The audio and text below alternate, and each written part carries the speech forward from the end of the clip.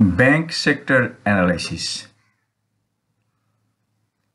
Bank sector long term এবং short টার্মের অ্যানালাইসিসটা এখানে চেষ্টা করছি।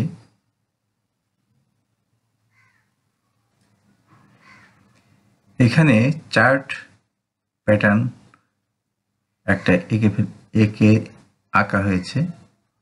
এটার পিছনে যুক্তি,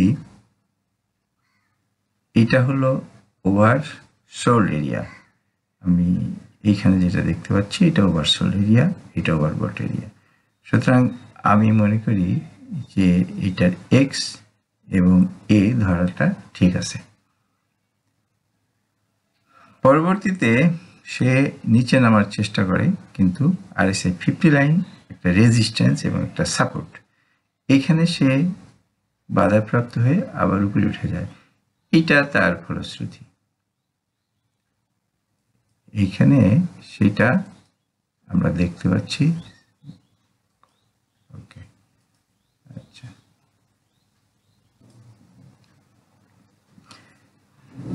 দ্বিতীয়বার চেষ্টায় RSI 50 লাইনটা ব্যাক ক্রস করতে সমর্থ হয় এবং সে প্রাইস বা ইন্ডিকেটর যেটাই বলেন RSI 50 লাইন ভেঙে উপরে ওঠার চেষ্টা করে। কিন্তু সাধারণত যেটা হয়, ওভারবট এরিয়ার থেকে আসলে একবার ওভারসোল্ড এরিয়াতে আসে। 70 কিন্তু সবসময় ওভারবট আর 30 ওভারসোল্ড এরিয়া না। যখনই 70 RSI 70-র উপরে উঠে, তখন তার ভিতরে একটা উল্টা দিকে একটা রিভার্সাল শক্তি কাজ করে, রিভার্সাল মোমেন্টাম কাজ করে। এখানে RSI 70-তে এসে টাচ করছে, এটা ওভারসোল্ড হলেও এখান থেকে যে রিভার্সালের জন্য যে মোমেন্টামের দরকার সেটা যথেষ্ট শক্তিশালী নয়, এবং সে এখান থেকে ওঠার চেষ্টা করে এবং RSI 50 লাইন সে ব্রেক করার চেষ্টা করে, কিন্তু পারেনি। এখন যেটা মনে করি যে RSI 50 লাইনটা এইরকম একটা জায়গায় এসে, যেভাবে হোক এরকম একটা জায়গায় এসে থেকে একটু নিচে সে নামবে এবং তারপরে সে উপরে উঠবে। অর্থাৎ আমার এখানে ব্যাংকের যে প্যাটার্নটা, এই সেট আপে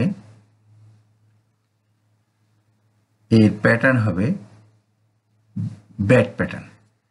কারণ এখানে 49, এইখানে দেখতে পাচ্ছি 49.498, দ্যাট ইজ মাত্র 0.002 হলে 50 হতো। তো 50 হওয়ার জন্য এটা হলো ব্যাট প্যাটার্ন। তো ব্যাট প্যাটার্নের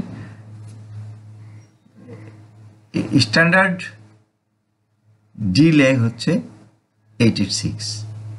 কখনো এর নিচে থাকে, কখনো এর উপরেও যেতে পারে, সেটা কোনো ম্যাটার না, 5% এদিক ওদিক হইতেই পারে। এখন 498.498 হলে এখানে 886, অর্থাৎ কিনা 15.10, এইটা তার টার্গেট আমি মনে করি। আচ্ছা, এখন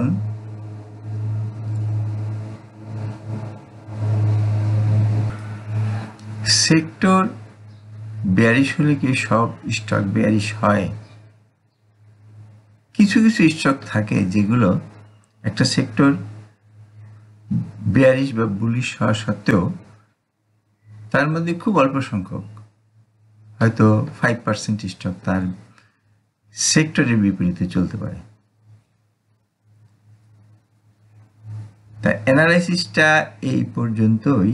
এখানে আমি শুধু ডেইলি চার্টে দেখাইছি, কারণ ডেইলি চার্টে এখন আমি এটাকে মান্থলি চার্টে দেখানোর চেষ্টা করি। এখানে আমার উইকলি চার্টে দেখাই, তারপরে এটাকে মান্থলি চার্টে দেখাবো।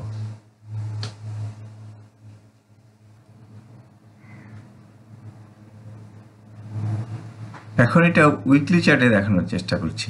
এটা কিন্তু এই RSI এর অংশ না, আমি আগে যে RSI এঁকেছিলাম সেই RSI এর অংশ। এটা একটু সরাই দেখাই, তাহলে আপনি জিনিসটা বুঝতে পারবেন। ওকে, তার সুতরাং এটা দেখুন সরাই দিলাম।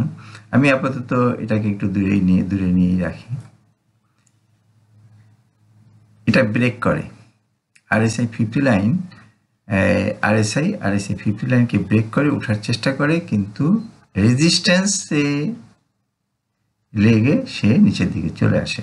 সুতরাং আমরা উইকলি চার্টেও দেখতে পাই যে সে তার নিচে নামার জন্য যথেষ্ট যৌক্তিক। আচ্ছা, এবার আমরা এটাকে মান্থলি চার্টে হিসাব করি। মান্থলি চার্টের এটা হিসাব করতে গেলে পরে আমাদেরকে, আমি আবারও সেই অ্যারোটাকে সরাই রাখি আপনাদের বোঝার সুবিধার্থে। এখানে যে অ্যানালাইসিসটা আমি করছি, এই অ্যানালাইসিসটা আমি এখান থেকে ডিলিট করে দিই, কারণ এটার জন্য পুরো চার্টটা বোঝা যাচ্ছে না। ওকে, তা এখন ব্যাংক সেক্টরের রাইট, আচ্ছা, মান্থলি চার্টে এটা ছিল বুলিশ ক্র্যাপ প্যাটার্ন ছিল, এখানে 557 বা 61 এর প্রায় কাছাকাছি এটা একটা ক্র্যাপ প্যাটার্ন ছিল, এবং ব্যাট অনুসারে তার টার্গেট 886 বা 26.00, আর ক্র্যাপ প্যাটার্নে লাস্ট টার্গেট ছিল এটা 40, অর্থাৎ তার অনেক দূরে যাওয়ার কথা ছিল।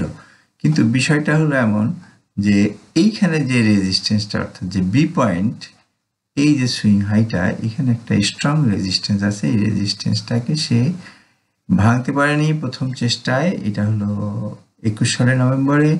আবার দ্বিতীয় চেষ্টা আপনার 24 সালের অগাস্ট মাসে দ্বিতীয় চেষ্টায় সে ভাঙতে পারেনি, সুতরাং সে কিছুটা নিচে যাবে। এখন RSI এর অবস্থানটা আমরা দেখি, RSI ও এখানেও RSI 48, অর্থাৎ RSI 50 নিচে, এটাকে অলরেডি সে ব্রেক করে ফেলছে। সুতরাং এইখান থেকে যেহেতু লং টার্মে বুলিশ, ভেরি লং টার্মে বুলিশ অর্থাৎ মান্থলি চার্টে, সুতরাং এইখানে যে ঘটনাটা ঘটবে, প্রতিটা সুইং লো একটার থেকে আরেকটা হাই থাকবে। লং টার্মে যেহেতু বুলিশ, এখানে লাস্ট সুইং হলো এখানে, এই সুইং অপেক্ষা এই সুইং উপরে, অর্থাৎ বুলিশের যে ডেফিনিশন, সেই ডেফিনিশন অনুযায়ী একটা থেকে আর একটা উপরে সুইং লো, মানে হায়ার লোজ তৈরি করবে বুলিশের বাই ডেফিনিশন। হায়ার লো, এই লোটা আগের লোর থেকে উপরে, এই লোটা আগের লোর থেকে উপরে, এবং আমরা ডেইলি এবং উইকলি চার্টে যে অ্যানালাইসিস করছি সেখানেও পরবর্তী সম্ভাব্য লোটা হলো আগের লো থেকে উপরে। এখন এইটা ভাঙার জন্যে সে বহুদিন ধরে চেষ্টা করতে পারে, বহুদিন ধরে, অর্থাৎ কিনা এটা এই দূরত্বটা, রেজিস্ট্যান্স থেকে দূরত্বটা ক্রমে কমে আসছে। সেই জন্যে আমরা মনে করব এবার সে প্রাইস ডেইলি চার্টে এইখানে কোথায় দেখেছিলাম, আচ্ছা সেইখানে এই জায়গাটা নামার পরে হয়তো এরকম একটা জায়গায় 15.20 এরকম একটা জায়গায় নামার পরে সে আবার এটাকে ব্রেক করার চেষ্টা করবে। তা যতদিন সে এখানে নামবে ততদিন এই সেক্টরের স্টকগুলো বেয়ারিশ থাকার সম্ভাবনা।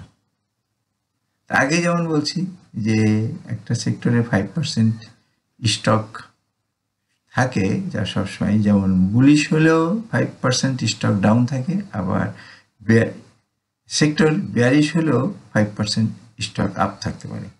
তো এই সময়টা স্ট্রং আপ থাকার মতো যদি কোনো স্টক থাকে সেগুলো ট্রেড করা ভালো, অথবা এইখানে ধৈর্য ধরে বসে থাকতে হবে যদি আমার অ্যানালাইসিস সঠিক হয়। এবং আমি এইটা মনে করি যে অ্যানালাইসিসটা আপাতত আমি মনে করি যে এটা ঠিক আছে।